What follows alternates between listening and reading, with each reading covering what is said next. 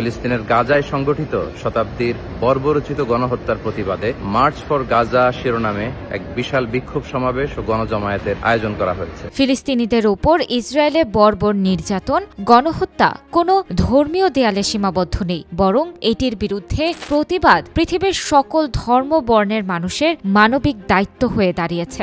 আর ফিলিস্তিনিদের পাশে দাঁড়ানো মুসলমানদের ঈমানি দায়িত্ব।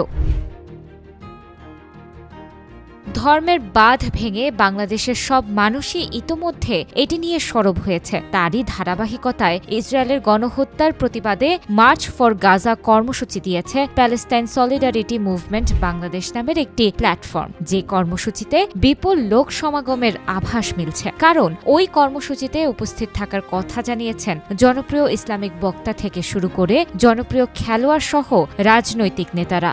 আগামী 12 এপ্রিল রোজ শনিবার। তবে এটিকে বিশ্ব দরবারে আরও গ্রহণযোগ্য করে তোলার উদ্দেশ্যে জমায়েত আরও বৃহৎ করার জন্য কাজ করছেন জনপ্রিয় ইসলামিক ব্যক্তিত্ব মিজানুর রহমান আজহারি সহ অন্যান্যরা।